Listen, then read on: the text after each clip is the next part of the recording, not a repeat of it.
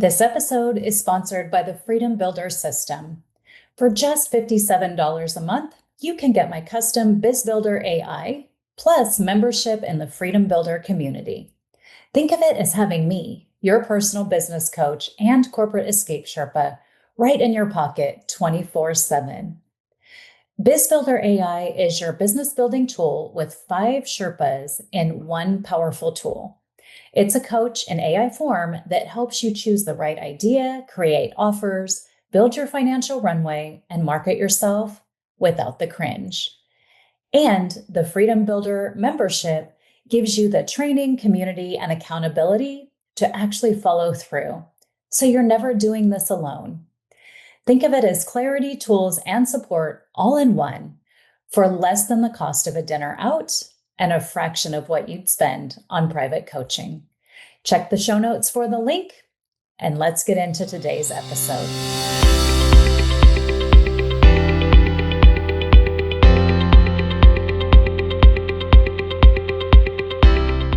Welcome back to the Gen X Remix, Midlife Laughs and Next Acts. I'm your host, Tabatha Jones, the corporate escape Sherpa and unapologetic champion of bold midlife reinventions. Today's guest, she's a definition of a remix. Dana Record retired at 50 after decades of working with kids and families. But her story didn't end there. She realized the real conversations we should be having about parenting through chaos, the emotional toll of aging, and the unspoken truths around mental health were missing from the mainstream. In this episode, Dana gets real clear about her career pivot, parenting through crisis, and why it's time to ditch the pressure to get it all right. Whether you're raising littles, mentoring grown-ups, or reparenting yourself, you're going to feel seen. Let's get into it.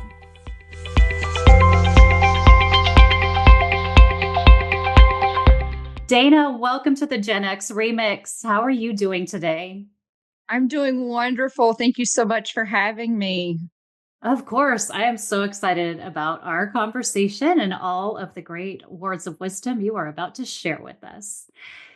Before we jump into that, I would love it if you could share your remix story with us.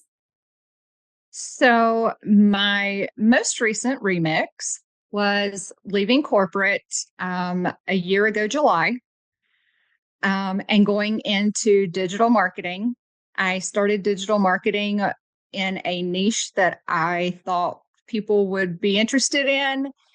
Because I was interested in it. And just recently, I have realized that I wasn't as interested in it as I thought I was. And I was portraying that through my marketing. So I changed my niche, and I am much more positive about this one. And I think that it's going to be the remix that I needed. Oh, so exciting. I love the fact that when you are on your own as an entrepreneur, you can change your niche anytime you feel that call or you start feeling like things are just a little bit out of alignment. What were some of the signs to you when you started recognizing that you were out of alignment and needed that most recent remix? I knew that the information that I was giving people, the educational little tidbits that I was giving to people, I knew that that was needed. I created an entire offer suite um, for this, and I knew that my products were great. Um, but I knew something was missing. I couldn't figure out what it was that was missing. And I heard someone say, if you are not doing your job with passion, everyone will see it. And I thought, that might be it. That might be it. People may see that this is not truly my passion, that I have a different passion in life. And so that's when I started reevaluating things and made the pivot. So amazing.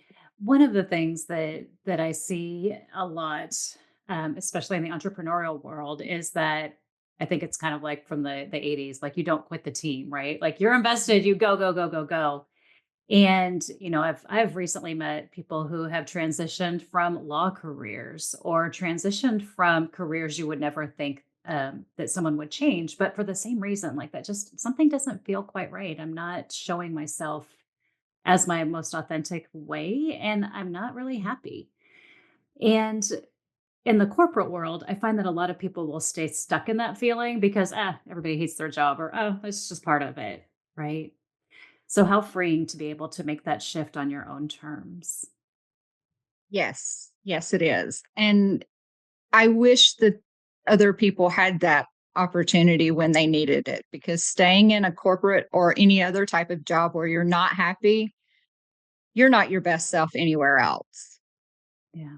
People pick So up it on it. affects every aspect of life. You shouldn't have to do Absolutely. that. Yeah.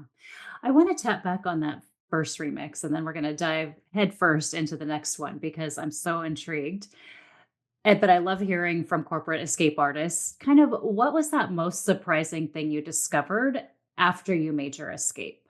Like what was the most surprising thing as you stepped into entrepreneurial world? I thought that I would be bored.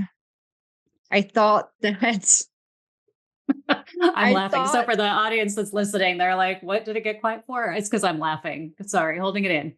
no. I thought I would be bored. Um, I thought that I would feel worthless, Mm, because I'm not getting up every morning and working. And I've worked from home for many years, even in the corporate world. I was at home before COVID. So um, being at home wasn't an issue for me, but just feeling like I wasn't accomplishing anything. I think that was the hardest thing for me. And then once I did get into the digital marketing and start working that, I was very surprised that I was working more hours and doing more things than I was when I was in the corporate world. But I could do those hours and those things on my own time. And that was the best part. yeah, that's so good, and such a it's such a difference in mindset because things are different. There's not the same people calling you all the time, constantly, every time you step out of your house, which is what it felt like a lot when I was in corporate. But I can be sitting at my computer at, okay, this is not a healthy habit, but at 9 p.m. It's just because something popped into my brain and I'm like, oh, let me just go hit the up real quick. But because you're so much more in love and aligned with the work you're doing, it doesn't feel like you're working so hard. Is that what you're kind of saying too? Absolutely. Absolutely. The stress level went down. I had been struggling for years with weight. And as soon as I got out of that stressful situation, it just started coming off. Um, much happier, saving money because I was a retail therapy kind of girl. And, it made me feel good to have something new. Um, but now I don't have to replace that feeling with anything else. Um, so, that it's so worth it just for the health part of it, if nothing else. Yeah. I'd say a lot of high achieving women don't even realize the impact to our health when we're just on that constant hamster wheel. And I always encourage people, if they haven't done it, to go find a naturopath in your area and actually get all of your levels tested, all of your hormone levels, all of those things, because you'll probably find some surprising facts that are, just those health impacts of stress, things that are kind of thrown off in your body, which you mentioned, weight and just some probably a little anxiety. Like there's so many things that come into play. So I love hearing about the corporate escapes and Yeah. congratulations on that. Thank Now you. let's talk about your more recent pivots. So what are you doing now? So, after doing some reevaluation in life, I realized that the only thing in the world that I have done longer than breathe is take care of children and be a parent. My mom owned a in-home daycare that was 24/7. And this is back in the 80s. A lot of manufacturing plants at that point were going to swing shifts and there was no one to keep their children. So my mom said, you know what? I'll do this 24 hours. Wow. So there was always kids with us when we went somewhere. I had more than one bed in my bedroom, and there was more than one of us in it at certain times. I was changing diapers and feeding babies probably before I even started school. Um, then I went into daycare myself. By the time I was 21, I was director at some daycares. I moved from South Carolina to Ohio, got to Ohio, and their rules were a little different. So I did what I needed to do and became a director up here. I taught preschool, and it hit me that along with teaching the children, um, and being a parent, because in childcare you're a parent, you're doing things their parents not or can't do for them. Um, that we parent the parents as well because they look to us as the experts. And so it just hit me that, you know what, that is something that I can truly offer other parents out there, is just a little support. And that support can be in so many different ways. And going through parenting, there's a lot of different topics that you can hit. And one that I really want to get into as I continue to grow in this is chronic illnesses. My oldest daughter has type 1 diabetes. And as a parent, when your child is diagnosed with something like that, that is truly a life-threatening condition, it's very scary. And you don't know what to do and you don't know who to talk to. So going through that, I want to pass on my knowledge there. Also with mental health, my youngest has dealt with some very serious mental health issues. And I don't think that anyone could ever understand what that's like until you've lived it. So that's what I want to do. I love that. And it is so needed. I kind of flashed back as you were talking, and I think there was a pre-parenting book, right? What to expect when you're expecting. And we all absorbed that. Yes. Like it was the Bible Yes. back in the day, right? When we were pregnant. And then there really wasn't much after that. It's kind of a little bit of winging it. And then when you come into different circumstances or different illnesses or neurodiverse diversities, I'm like trying to get my words out right now, but different scenarios where each child, they're so individual and they have such individualized needs. There's nothing really out there to help you with that. Right. Right. It's very scary. And I tend to be a little bit more of an old school kind of parent. Like I said, I moved from South Carolina to Ohio, and they definitely don't have the same rules that we had, right? So, Southern folks are thank you, please, sir, ma'am, just all the time. And so my children were taught that. And now as adults, they actually have people say to them, man, where are you from? And, both of them were here. And they will say, your mom must have raised you right. I love that. So at least I know I did something right, right? Oh my gosh, the different areas of the country crack me up because you've got sir and ma'am, and out here in California, it's like bruh. The first time bruh happened, I was like, oh no. Oh, yes. Not your No, friend, not your friend. Right. I will tell you, I will be 51 in a couple of weeks, and I will not say to my dad anything that isn't followed by sir, because I will tell you, he will not answer me. He will not respond. And if he does, it will be, what did you say? Oh You my. know? Yeah. Yeah. So I'm a firm believer in that. I think you can have two people side by side going for the same job, same opportunities, same experience, knowledge, everything. The difference can be in how they present themselves in that interview. And that sir and ma'am can be what makes the difference. Sure can. Wow. Okay. Well, let's dive into parenting a little bit because, we all judge ourselves really hard when we're raising kids. My son is 30 now, so I'm not doing the raising anymore. We get to be friends. He still doesn't call me bra, though. But the question I have for you is, can you describe the perfect parent?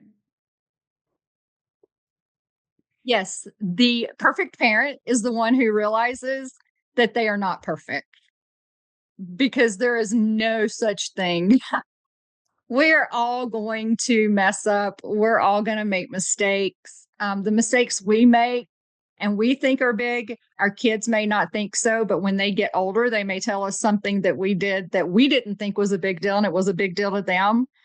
Um, my daughter, when she was diagnosed with diabetes, I had some suspicions, and I did not push her. I didn't really follow up because we could make excuses for everything that was going on. And she went on vacation with some family friends, and they called me, and my child was being life flighted. Oh, gosh. And so, how guilty do you feel when you're driving 8 hours to a hospital where your child is there and she is completely incoherent? And you're thinking, I knew it. I knew I should have pushed it. I knew that there was something that wasn't right. And you can beat yourself up over that, or you can just say, you know what? I didn't know. And I didn't know. I I just, I didn't know for sure that that's what was going on with her. And um, you just do the best that you can with what you have at that time. And looking back and saying, I would have done something differently, you can't do, because you have more knowledge now than you had then. And you probably wouldn't have done it differently. Yeah, that's So, a great point. no perfect parent, Yeah, not that's at so all. good. I love it. It was funny. I actually flew. My son lives in Southern California and I'm in Northern California. So I flew down for his 30th birthday as a surprise a couple months ago. And his friends are all super fun, great group of guys that just all grew up together. And then they all kind of migrated down there. And one of the boys, you say boys, they're 30. One of these Same children, thing. Yeah. it was really funny. We get into a conversation where he was kind of talking about women's roles in parenting. And I'm like, oh, bless your heart. I don't know if you want to go here. I don't know if you know what I do for a living. Like, I empower women. I don't know. But he was really pushing on me about, how women should stay home and raise the kids, at least until they're in middle school. And, these are all the benefits. And I was sitting there just kind of not saying much. And then finally, when he was done, I said, well, clearly my son and I are very close together. I wasn't the kind of mom that could stay home. My brain and body didn't operate like that.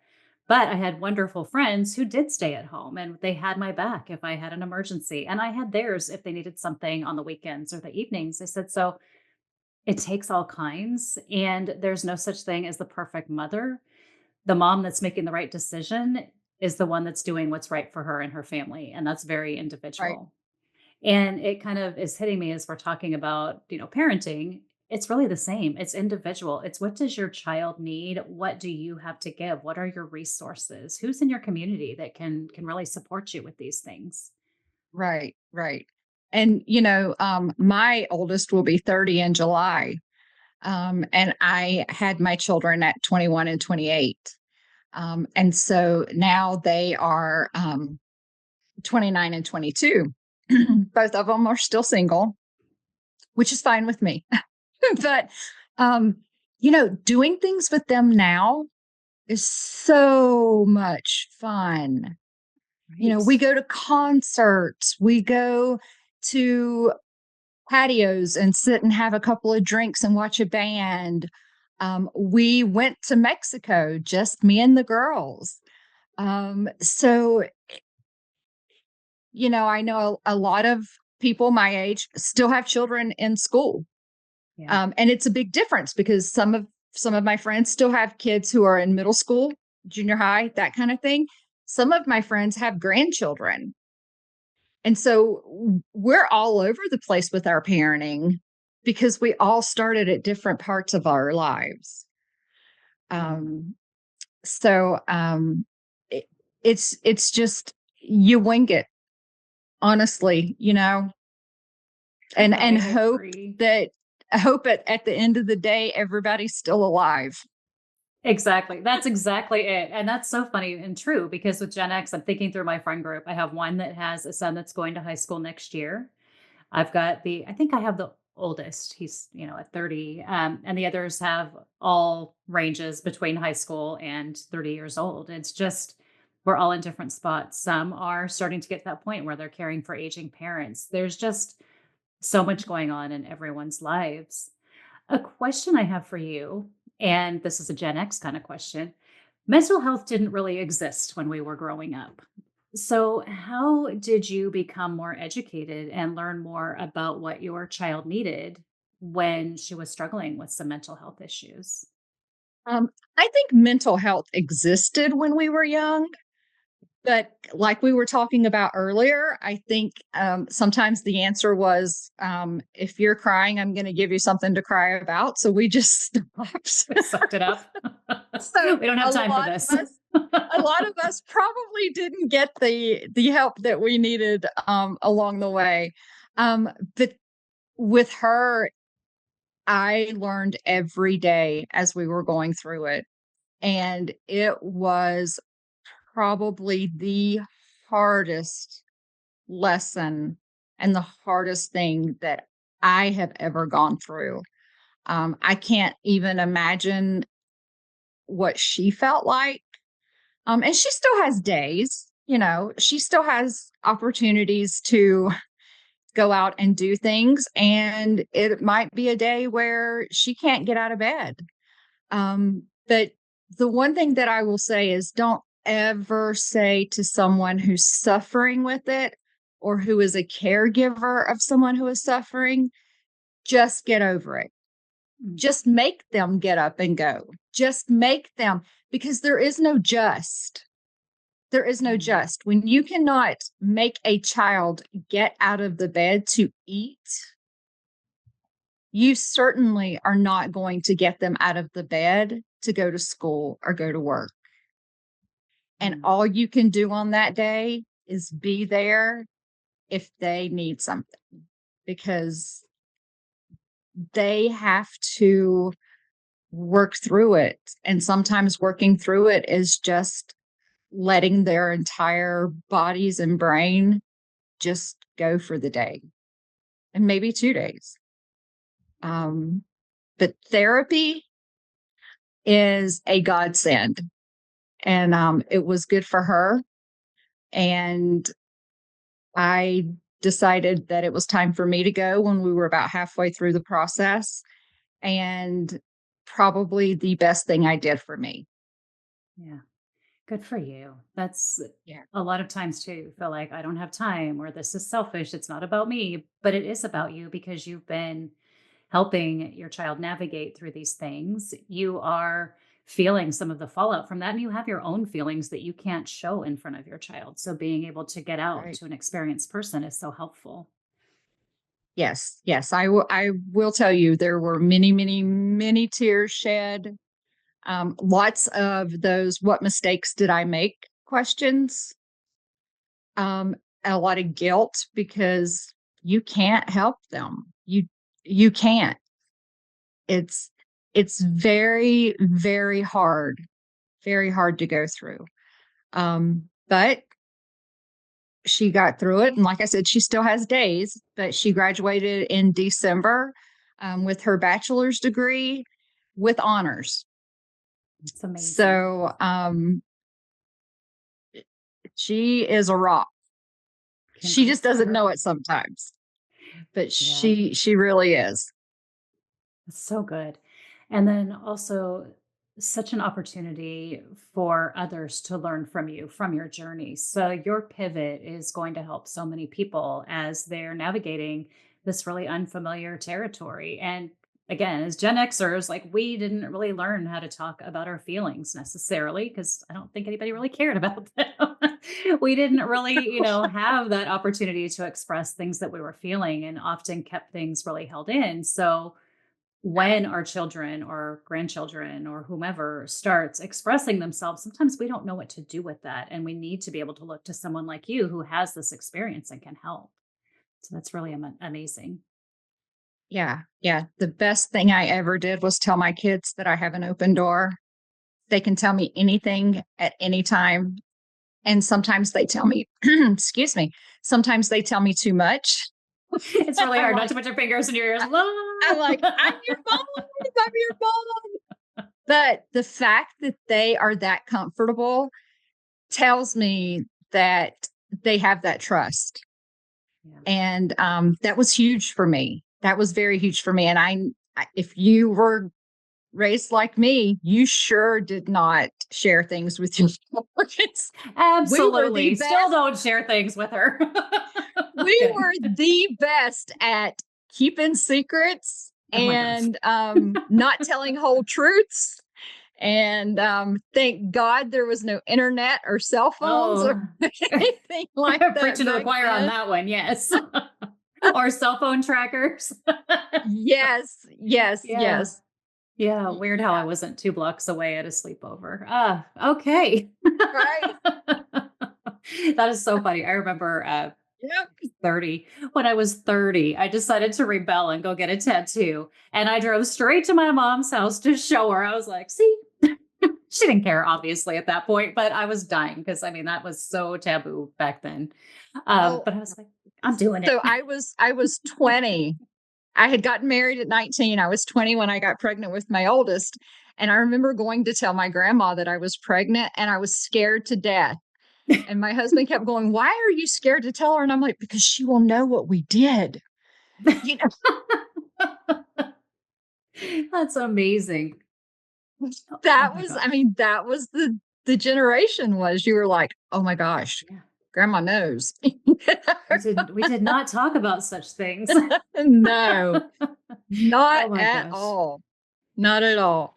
Oh, Jana, you said something that I wanted to tap on a little bit. You said that your kids could tell you anything, but I know Mhm. you also have written an ebook about things you should not tell your kids. So tell me about that.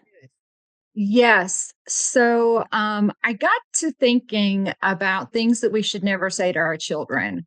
And there were things that my parents said to me that I never wanted to say to anybody else because I hated those things so much because they had such an impact on me when they said them.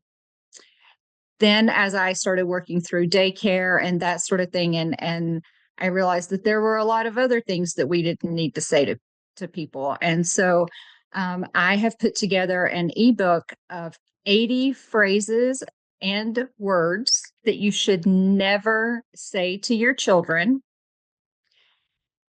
The second half of the book is 80 phrases and words you can replace those things with. Mhm. So, one of the ones that's actually on the list is if you don't quit crying, I'm going to give you something to cry about. Right. That was Yep. key for go somewhere and cry in your pillow, where now we can say, okay, I need you to calm down, take some deep breaths, and tell me what's going on.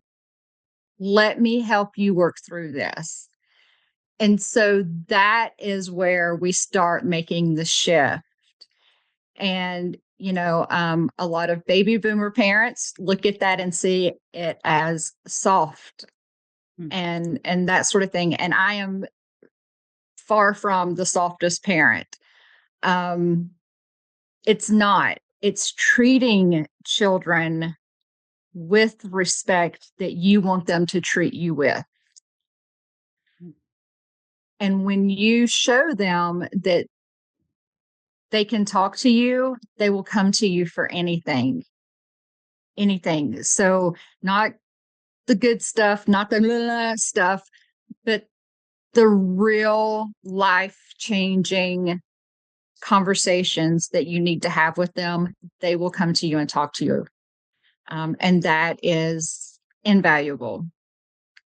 So, then the last part of the book is not only do we not say these things to children, we need to not say them at all.